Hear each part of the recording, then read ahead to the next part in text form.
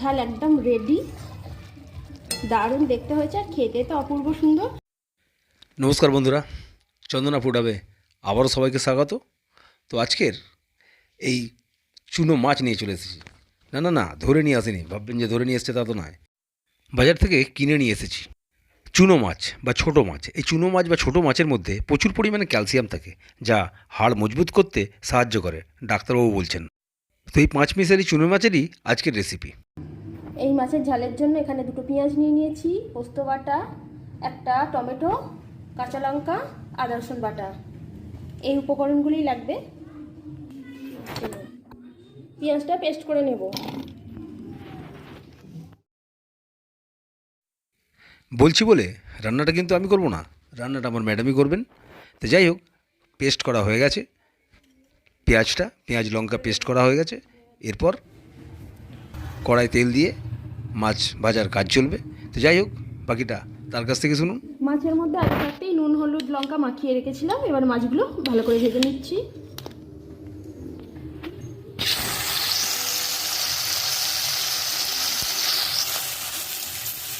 এখন তো শীতকাল, আর শীতকালে নানা রকম চুনো মাছ পাওয়া যায়, আর এগুলো গঙ্গার টাটকা একদম 5 মিশালি চুনো মাছ, খেতেও খুব সুন্দর হয়।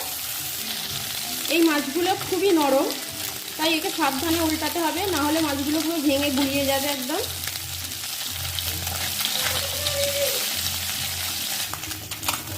মাছগুলো ভাজা হয়ে গেছে, তুলে নিচ্ছি।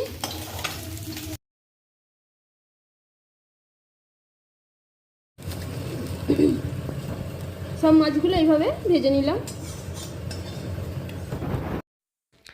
আর কি, কড়াই তেল গরম করুন, তারপরে আদা রসুনের পেস্টটা দিয়ে দিন।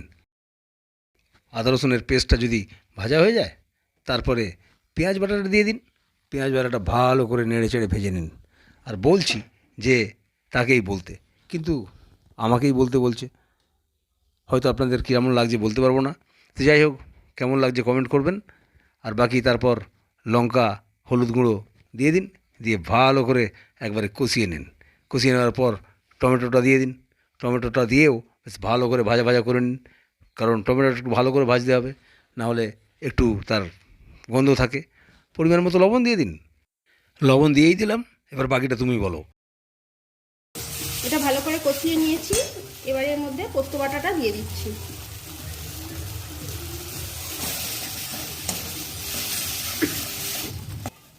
মশলাটা ভালো করে কষানো হয়ে গেছে, জল দিয়ে দিচ্ছি।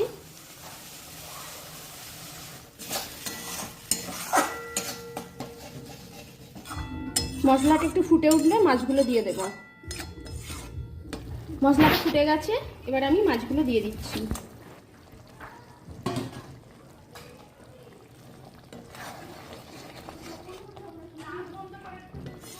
চুনো মাছের এরকম গ্রেভি ঝাল দিয়ে ভাত খেতে দারুণ লাগে। গরম গরম চুনো মাছের ঝাল আর ভাত একদম দুপুরবেলা জমে যাবে। মাছের ঝালটা এখন পুরোপুরি রেডি হয়ে গেছে। আমি ওপর দিয়ে একটু সর্ষের তেল দিয়ে দিচ্ছি।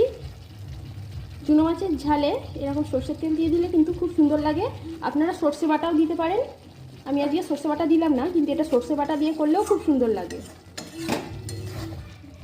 দারুণ দেখতে হয়েছে আর খেতে তো অপূর্ব সুন্দর।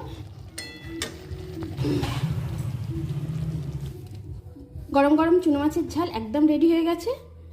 দুপুরবেলা ভাত দিয়ে একদম জমে যাবে। আপনারা বাড়িতে অবশ্যই এইভাবে একবার করে খাবেন, দারুণ লাগবে, অপূর্ব টেস্টি। তো আজকের রেসিপিটা যদি ভালো লাগে তাহলে আমার চ্যানেলটিকে প্লিজ লাইক শেয়ার এবং সাবস্ক্রাইব করে অবশ্যই আমার পাশে থাকবেন। সবাই সুস্থ থাকবেন, ভালো থাকবেন। ধন্যবাদ বন্ধুরা।